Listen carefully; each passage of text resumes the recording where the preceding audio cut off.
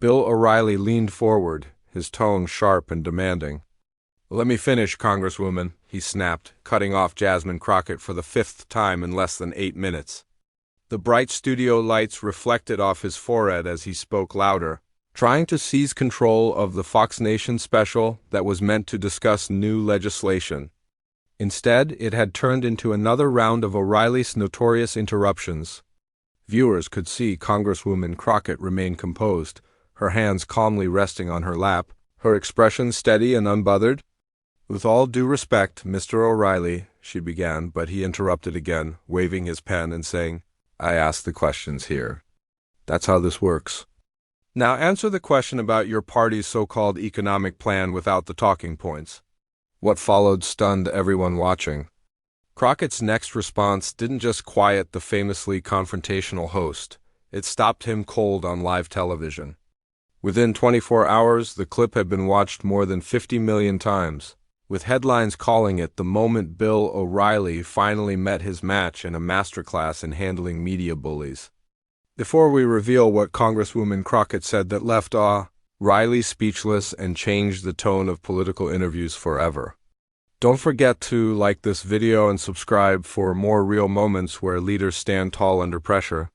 Have you ever seen someone finally push back after being interrupted again and again?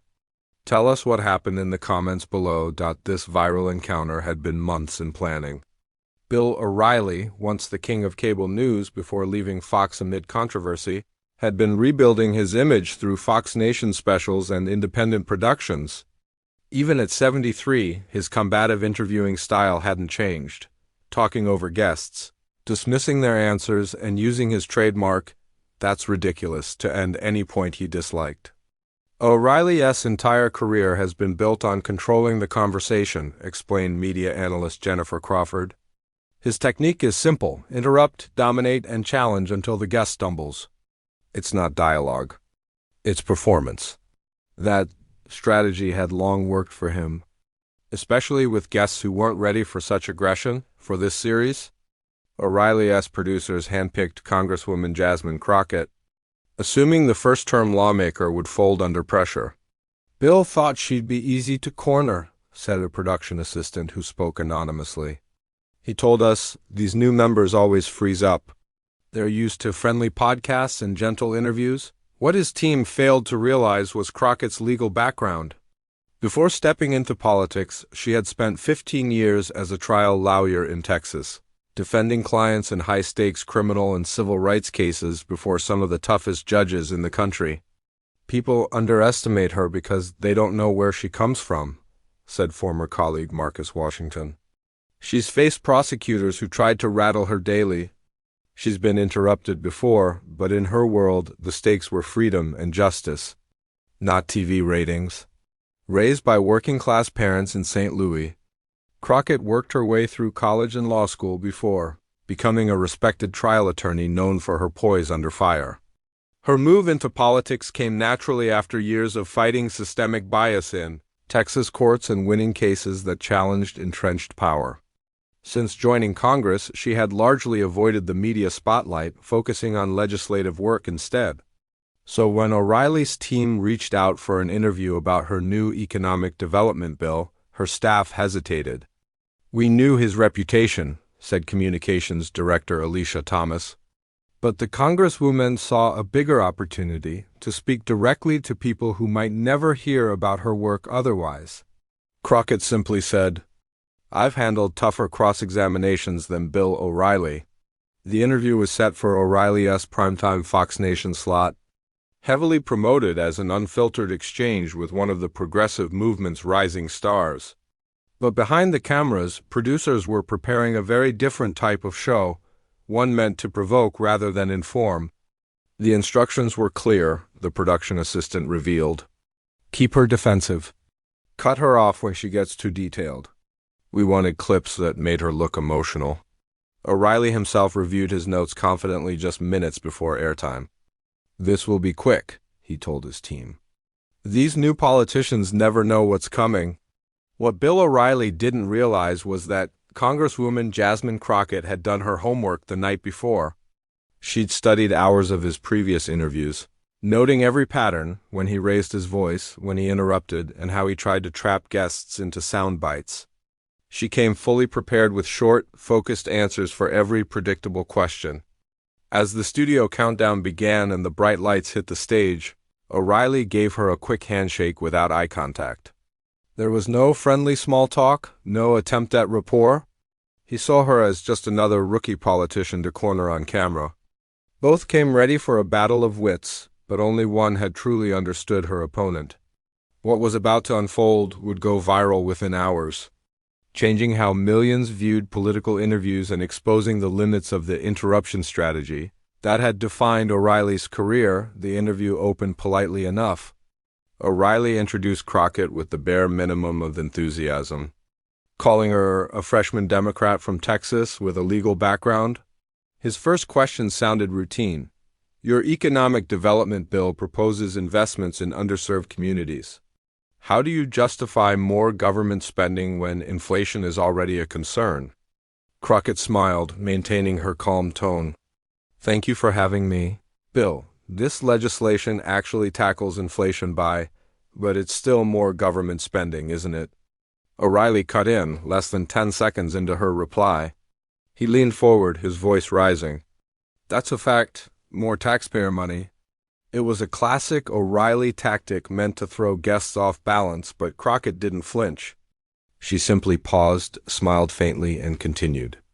If I could finish my point?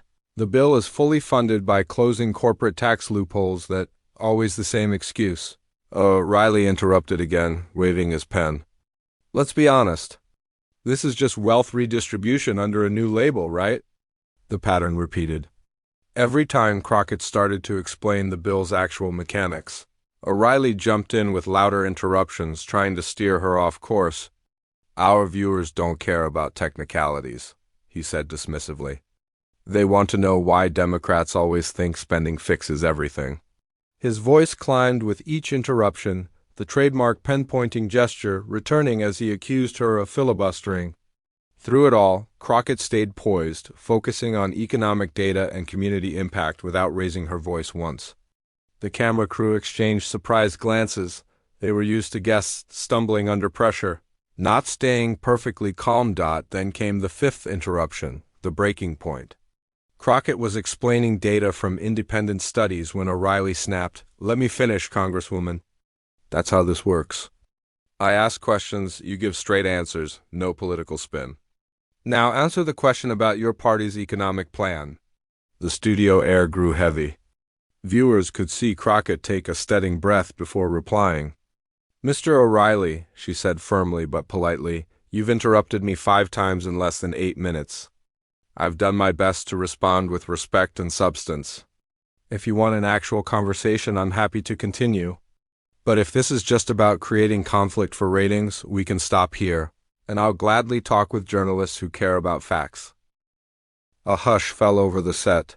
For the first time in years, O'Reilly didn't have an instant comeback. He shifted in his chair, visibly uncomfortable.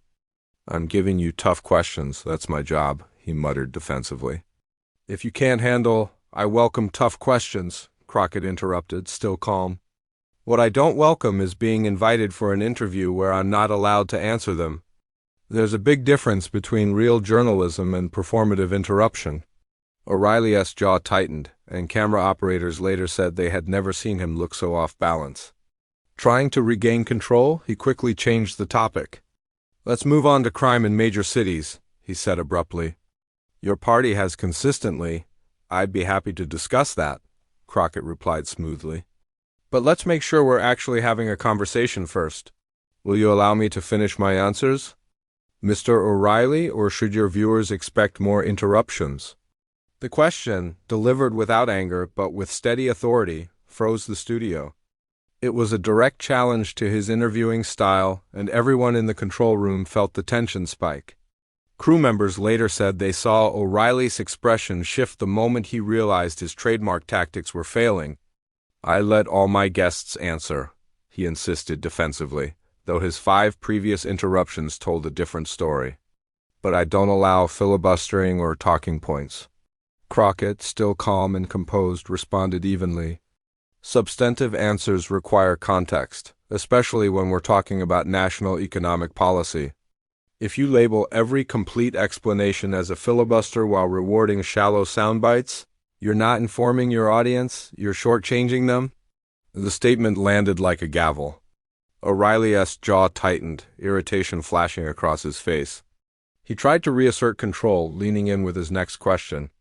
All right, Congresswoman, let's try again. In simple terms, without political spin, why isn't your economic plan just another tax-and-spend liberal policy that's already failed countless times before? The tone was dismissive, almost mocking, a clear attempt to bait her into anger. But Crockett didn't take the bait. The crew held their breath, sensing a major moment approaching.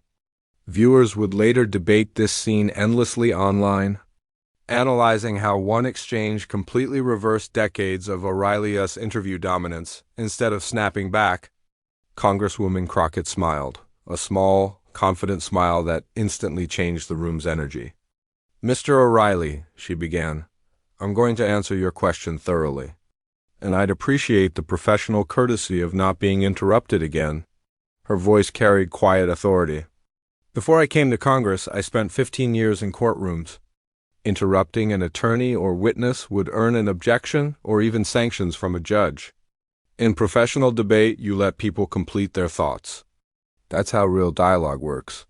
She paused, locking eyes with O'Reilly, who seemed momentarily caught off guard. Then she continued. Now, about your question. The legislation I've proposed isn't a traditional government spending plan. It's a public-private partnership model. That means limited federal seed funding used to attract much larger private investments. For every federal dollar, we've seen $9 of private capital flow into local economies. Her explanation was clear, data-driven, and impossible to dismiss. In communities where similar models were piloted, she added, median household income rose by 23% over 5 years. Small business creation doubled. Property values stabilized, and long-term residents weren't displaced. As O'Reilly opened his mouth to interrupt again, Crockett subtly raised her hand, a calm but unmistakable signal to let her finish. The approach is based on models developed by Nobel Prize-winning economist Joseph Stiglitz, she continued, and it's already received bipartisan support in multiple state legislatures. In fact, Republican Governor Phil Scott of Vermont publicly praised its fiscal responsibility and return on investment. Then came the line that instantly went viral. So, to directly answer your question, this isn't a tax-and-spend liberal policy, Crockett said steadily. It's an evidence-based growth strategy supported by economists from Milton Friedman to Friedrich Hayek. It strengthens market efficiency, demands measurable outcomes, and ends automatically if benchmarks aren't met. I welcome tough questions about this approach, but those questions should reflect the actual policy, not partisan talking points. The studio went silent. For a man who built his brand on controlling every conversation, Bill O'Reilly suddenly had nothing to say. The cameras caught him shuffling his papers, searching for words. His famous confidence faltered. Viewers later described the silence as the moment the lion blinked. After several awkward seconds, O'Reilly tried to recover. Well, that sounds good in theory, he began, but Crockett didn't miss a beat. It's not theory, she interjected smoothly, using his own interruption tactic against him. We have 5 years of data from programs in Texas, Ohio, and Pennsylvania, all showing these same results. I can send your producers the full reports from the Brookings Institution and the American Enterprise Institute. They both confirm the model's effectiveness. By now, the power dynamic had completely flipped. O'Reilly, the man known for dominating every exchange, was on the defensive. Our viewers don't need an economics lecture, he muttered, attempting to regain control. Crockett smiled again. Your viewers deserve accurate information about policies that shape their communities, she replied. If presenting facts feels like a lecture, maybe that says more about the depth of discussion on this program than it does about my answers. The room fell silent again. The producers, the crew, even O'Reilly himself, all knew they had just witnessed something historic. Within hours, That clip would explode across social media with headlines like "Crockett silences O'Reilly live on air" and "The interview that changed cable news." This powerful response, delivered calmly yet with sharp precision, completely threw O'Reilly off balance. The man known for his dominance and quick retorts suddenly seemed unsure of what to say. In the control room, producers watched in disbelief as the famously confident host struggled to regain his footing. One of them quickly whispered through his earpiece, "We should cut to a break," trying to save him from the growing tension on air. "We'll take a quick break and come back with Congresswoman Crockett," O'Reilly announced, his relief almost visible. As the camera stopped rolling, he took off his mic and immediately called over his executive producer. Crew members overheard him saying, "Why wasn't I properly briefed about her background? She's clearly not your average congressional guest." Meanwhile, Congresswoman Jasmine Crockett sat calmly at her desk, reviewing her notes as if nothing unusual had happened. Unlike many guests who left O'Reilly's set rattled, she showed complete confidence, no stress, no frustration, just focus. When the show returned from the break, viewers immediately sensed a change in O'Reilly's attitude. The interruptions stopped. His tone softened. For once, he allowed his guest to finish her sentences. The transformation was so noticeable that one production assistant later said, "I've never seen anything like that." O'Reilly actually changed his entire interview style in the middle of the segment. He started listening. That never happens. By the end of their exchange, what had started as a heated confrontation had turned into something rare for O'Reilly's show, a genuine, in-depth policy discussion. The audience could see that the power dynamic had completely flipped. As the segment wrapped up, O'Reilly reached out his hand and said respectfully, "Congresswoman Crockett, thank you for your time. You clearly came prepared." It was the closest thing to an on-air concession viewers had ever seen from him. Have you ever seen someone completely change their tone mid-conversation when they realized their usual tactics weren't working? Tell us what happened in the comments. The impact of Crockett's interview spread like wildfire. Within hours, clips of her calmly commanding the discussion after O'Reilly's fifth interruption went viral. The hashtag let her finish started trending across social media. News outlets from both sides of the aisle replayed the exchange, calling it one of the most powerful moments on cable news that year, media analyst Carlos Mendez said on CNN. What made Congresswoman Crockett so effective wasn't that she fought back in anger, it was that she refused to play his game. She changed the tone of the interview completely, and O'Reilly had to follow her lead.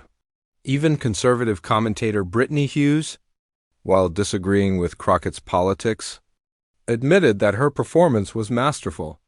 "Whether or not you share her views," Hughes said, Crockett gave a lesson in how to handle aggressive interviewers. She stayed calm, precise, and professional, and that's what made her stand out. Within just 24 hours, the clip hit over 50 million views, shared by journalists, professors, and public figures across the country. Former White House Communications Director Jennifer Palmieri tweeted, "Every public speaker should study this moment." Crockett showed you can be assertive without being hostile, confident without being defensive. For O'Reilly, however, it was a rare setback. A man known for always being in control suddenly became the subject of endless memes and highlight videos, comparing his usual dominating style to his uncomfortable silence that day. 3 days later, O'Reilly addressed the viral clip on his podcast. "I asked tough questions and she gave detailed answers. That's how good interviews work," he insisted. "People saying I was stunned are wrong. I was listening as any professional host should, but viewers weren't buying it." The footage told a different story, one where O'Reilly's interruptions, irritation, and eventual silence were clearly visible. Media critics called out the irony, a host famous for talking over guests now claiming he was just listening. For Congresswoman Crockett, though, the interview became a defining career moment.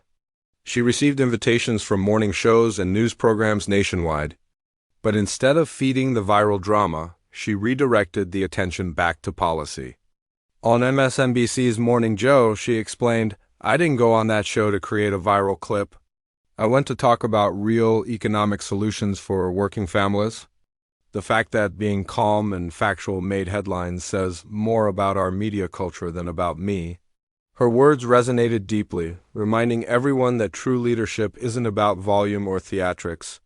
It's about clarity, composure, and substance. This powerful exchange further strengthened Congresswoman Jasmine Crockett's reputation as a leader who values real discussion over performance. After the viral O'Reilly interview, her image in Washington changed dramatically. Colleagues on both sides of the aisle began to see her not as a newcomer learning the ropes, but as a serious and prepared lawmaker. Political reporter Sandra Mitchell explained, "Before that moment, many thought she was just another freshman representative. Afterward, even senior members treated her with new respect. Committee hearings noticeably shifted whenever Crockett was present. Lawmakers who might have dismissed her before now listened more carefully. Aware that she was not someone who could be interrupted or talked over easily, perhaps, the most surprising impact came from congressional communications teams across Washington. Dozens of offices began requesting one thing from their media trainers: get me the Crockett training. Workshops on how to stay composed under pressure and maintain message control during tough interviews suddenly saw record demand from both Democrats and Republicans. Even journalism schools began teaching the O'Reilly-Crockett exchange as a case study. Professors showed students how her calm, structured responses turned an aggressive interview into a lesson in professionalism.